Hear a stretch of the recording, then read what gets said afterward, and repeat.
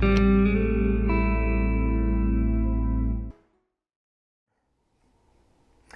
everyone and welcome back to the channel. In today's video we are going to continuing our benefit explanation series and talking about spouse benefits. So here you can see the definition of a spouse and the entitlement requirements for a spouse.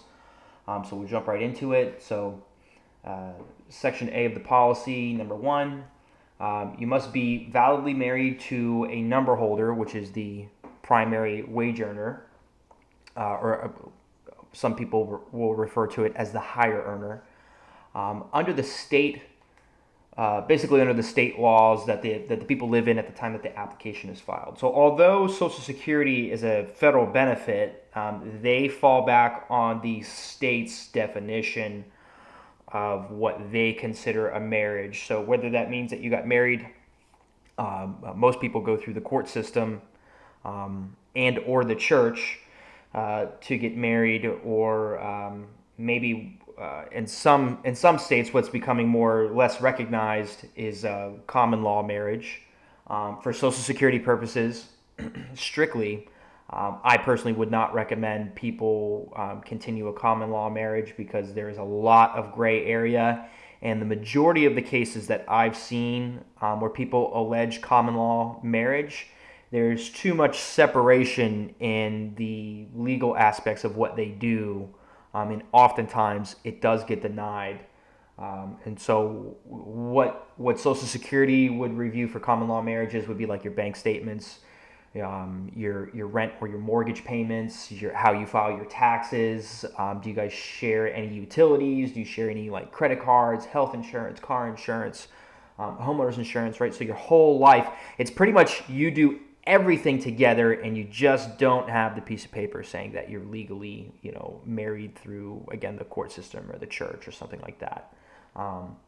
And in most of those cases, because you don't have that marriage certificate, when you establish, a lot of the times you'll just move in together. So whoever has, the more comfortable home, the other person will move in with them and sell their place. But there's no change to like the deed or anything like that. Sometimes, a lot of the times actually, the other person will have often had a previous marriage and a family with that previous marriage, and in their will or their estate documents, there's really no mention of their partner, I guess is how they looked at it. And sometimes I have seen it, and in those documents, for legal reasons, it does refer to them as partner or something like that. It won't refer to them as a spouse or a wife or a husband or whatever it might be. So in those instances, if you're lacking the proper terms needed for Social Security's purpose, then your claim for survivor's benefits or spouse benefits might be denied in those cases. Okay, and then if you look at bullet 2 here, it's talking about deemed spouses. And really what this is referring to, and if you want in your own time, you can go to this policy. I'm just trying to keep it as short as possible and not go down the rabbit hole. But basically what this is talking about is, let's say that you were entering your second marriage, and the person that you were marrying was also entering not their first marriage, let's say that. And you were under the impression that you were both fully divorced and your marriage was totally valid, right? But then maybe you find out for whatever reason, and I have personally seen this in the past, where somebody has thought that they went through a divorce proceeding and the divorce was finalized, and it was not. And these people have been married lawfully to their, let's say, what they thought was their ex for like 15 or 20 years.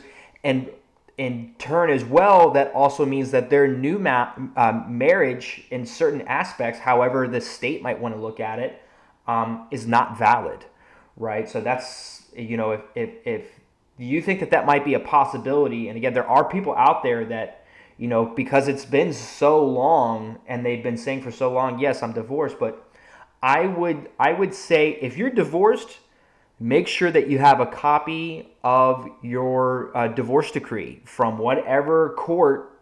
You would get it from the county, and whatever county that the divorce went through.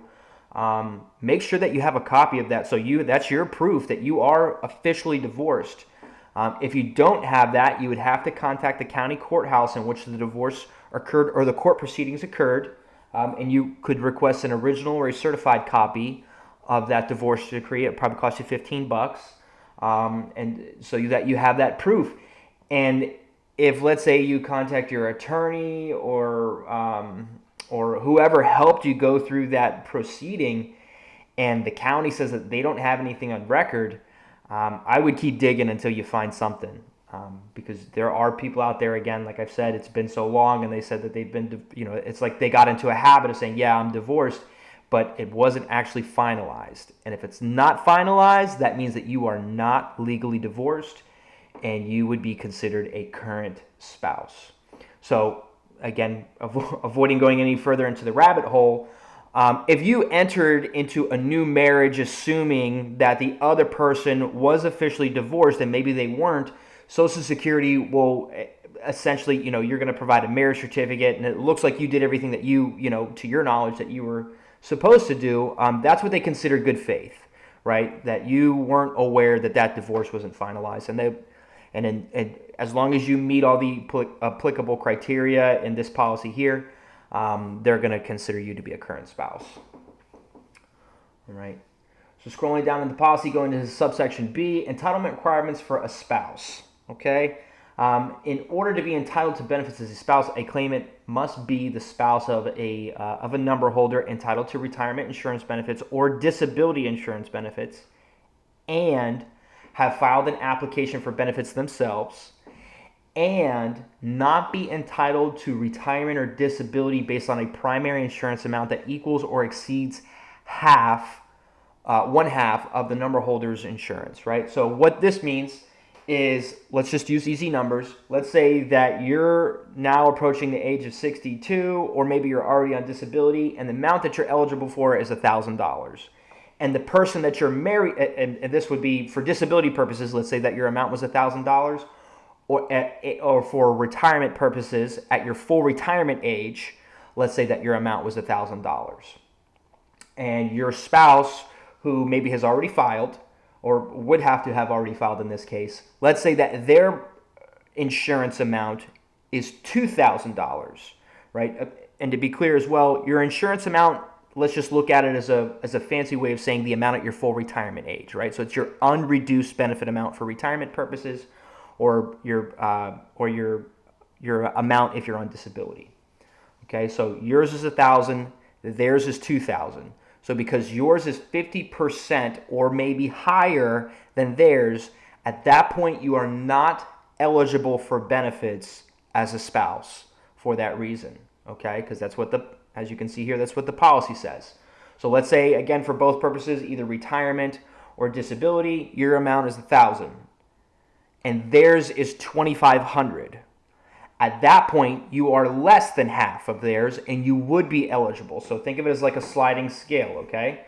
So if yours, let's say that theirs is $2,500, half of $2,500 is $1,250. Subtract your insurance amount, so whether it's disability or retirement insurance amount. That means that at your full retirement age for retirement and spouse purposes, you'd be eligible for $250 on top of your $1,000 to equal $1,250. Okay, to equal that half. Now, if you take benefits before your full retirement age, just keep in mind that there is a reduction of benefits, okay? So that $250 starts to dwindle down, as well as your $1,000 realistically would go down as well. The difference between your full retirement age and 62 is roughly 25%. It just depends on the year that you're born, because there's different reduction. There's a different amount of reduction months, basically. So for some people, their full retirement age, if you're born in, as an example, if you're born in 1954 or before, your full retirement age is 66. If you're born in 1960 or later, your full retirement age is 67. So the difference in between can change as well. So some people's full retirement age is 66 and 2 months, 66 and 4 months, and so on and so forth, all the way up until 67. All right, so it just kind of depends, and it's like a sliding scale, basically. All right, so the next bit in the policy, not be entitled to, or we already read that. So section B4, have attained age 62 or have a child in care, entitled to entitled to a child's insurance benefit on the number holder's record and meet one of the following requirements. So we'll jump into 5 here in a second. I just want to touch base on what they're talking about here about the child and care benefit. We'll cover this in another video, but there is a difference between spouse benefits and child and care benefits, also known as mother-father's benefits, depending on your situation. If there is a child that's eligible under, let's say, the number holder, right? So you have a spouse that is older, has already filed for benefits, and you have a minor child. If that minor child is 16 or younger or disabled, the spouse of the number holder can file for a child and care benefit, okay? But it's not the same as a spouse benefit, say at 62. All right, there is a difference, and I'll cover that in another video. The reason why they mention it here is because of what this is talking about, the definition of a spouse. In order to be eligible for a payment as a mother or father under the child and care entitlement, you must be currently married. You can't be a divorced spouse or anything like that, or a divorced widow, or removed. You have to be in that within that immediate family, okay? So that's why they talk about this here, all right? So again, have attained age 62 or have a child in care, and, where's it at? And, Section 5. 1 year of duration of marriage. The claimant must be married for at least 1 year, one continuous year immediately before the day on which the claimant's application is filed. So basically what this means is you have to be married for 12 calendar months, and then on that, so let's say you get married January 1st, 2023. That 12-year period is satisfied January 1st, 2024. Realistically, at that point, your earliest month of entitlement as a spouse is going to be February of 2024, and your first payment, if you're eligible, will be March. Then it goes on to, so it says one of these requirements, so that's the marriage, natural mother or father of the number holder's biological son or daughter. If the child was born to the number holder and the claimant and meets this requirement, although the child does not need to be alive at the time of filing. So if we go into this policy here, it's basically talking about state laws. And again, I'm not going to jump into this, but there's a whole bunch of, you're probably going to dive into different states with different intestacy laws. So this basically has to do like you were married or you were with somebody, you had a kid with them, and per the state law, you are now, if they were to pass away or something like that, you were able to inherit the number holder or the mother or the father of your child. You were able to inherit some of their stuff, I believe is what that goes into. I personally have never had to get into that. That's a very technical policy, and I'm sure those cases are very rare. And maybe I'll cover that in another video. I'd have to research it myself, but that's basically what that's saying from what I took a glimpse at. Or Section C, subsection C, entitlement or potential entitlement in the month before the claimant married the insured, the claimant was entitled to, or if the claimant had applied and been old enough, the claimant could have been entitled to any of these types of payments, right? So it's basically talking about wife's or husband's benefits. So that's, I would imagine that goes into the mother, father's category, survivor's benefits, divorced spouse benefits, right? So all these things, there's different criteria that must be met, and there's different definitions. Again, this is what the whole point of the video series is talking about, and kind of explaining these things and what they are and really how they would apply to most people. You can see that this one talks about the railroad board, and going into there. And then there's more policies that are connected to this about demarriage, common law marriage, punitive marriage, and child and care. But the nitty gritty is right here. So realistically, in most cases, what does Social Security consider a spouse? You've been married to somebody, again, either through the court, the church, or depending on the state, which there are few, common law marriage for at least 1 year. And your own amount, whether it's your retirement primary insurance amount or your disability primary insurance amount, is 50% or less of whoever you're married to, then you would be eligible for a payment under their record. That's essentially the meat and potatoes of it. Thank you so much for watching. If you enjoyed the video, hit the like button, subscribe to the channel, and turn on your bell notifications so that you're always notified whenever I'm posting new content. If you have a question or want me to cover another topic, please leave a comment down below and I'll be sure to address it as soon as possible.